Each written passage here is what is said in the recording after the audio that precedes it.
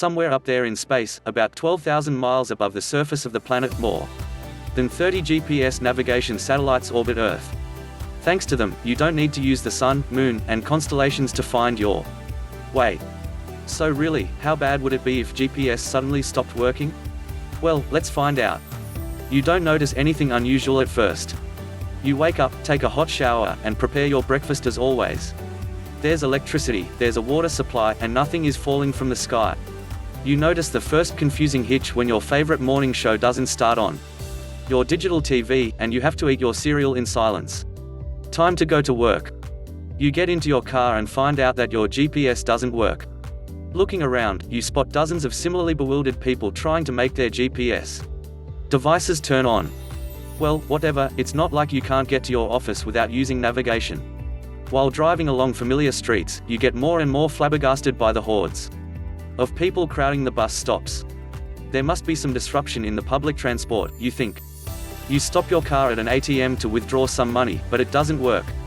The same story repeats with all the other ATMs you try. Weird. You finally arrive at the office and switch on your computer. The first thing you notice is that the internet is excruciatingly slow. It works, more or less, and you manage to check your email, but it takes ages to open a single website. All your colleagues have the same problem, and, unfortunately, that isn't the only issue. When you try to make an international call, it fails. You try again and again, but to no avail. You decide to call your friends. Some of them might know what's going on, but these calls fail as well. Suddenly, the electricity goes off. But in several seconds, everything seems to be back to normal. On the other hand, this short disruption is enough for most of the systems in your office to switch off. That's when you realize that something has gone seriously wrong. What you don't know is that all the GPS satellites in the world stopped functioning at night. And now, the world is struggling to live without them. And this problem is so much bigger than just being unable to navigate. While you and your colleagues are trying to figure out what's going on in the office, all over the world, planes go off course and crash, and ships head straight toward rocks, cliffs, and icebergs. Pilots can't get in touch with air traffic controls because signals don't come through. And ships in different parts of the planet become isolated from the rest of the world. The thing is that people depend on GPS, which stands for Global Positioning System, much more than you might think. One of the reasons why GPS satellites are so crucial for people is because they carry onboard atomic clocks. And those are the very clocks which are responsible for all the time in the world. Should they malfunction, it would bring an end to pretty much everything, from electric power grids to the internet, digital TV and radio, and cellular communication. That's how important GPS timestamps are for literally all digital communication systems. Anyway, back to the world without GPS. Without radio or TV signals, and with the super slow internet, you don't have access to the latest news. That's why you don't know that several hours after you came to the office, the world governments started to arrange emergency meetings. They're trying to figure out a way to deal with the disaster of losing GPS. And it's indeed a disaster, see for yourself. Emergency services can't reach the locations of accidents as fast as they should, firefighters aren't on time to extinguish fires, and paramedics arrive too late to save people's lives.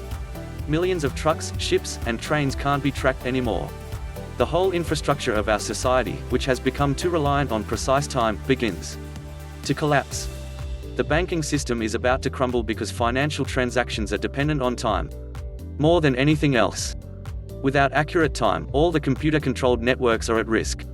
And today, there are very few systems that don't depend on computers. That's why, by lunchtime, the internet on your computer stops working altogether. All the information you've been storing in the cloud is lost. The electricity is off again, this time for good. Computerized water treatment fails, and engineers have to use a manual backup. You realize that you can no longer work in such conditions, and decide to head home. Easier said than done. All the traffic lights have switched to the default red, and the streets of the city have turned into one big, unmoving traffic jam. Aviation is probably suffering the most among all other spheres. So far, several planes have already crashed due to the GPS failure, and the rest of the flights have been cancelled all over the world. By the evening, it's become clear that the modern world without GPS is nothing but chaos. Transport, finance, communications, computers, the loss of GPS satellites has influenced all areas of life. There are some backup systems, but only a few, and they can only function for a couple of hours, meaning it's just a short-term solution. That's why, after several months or even weeks have passed, food suppliers already have huge delivery problems, and people feel a serious shortage of necessities. The prices on most products have skyrocketed, and it's become hard to find imported goods in supermarkets.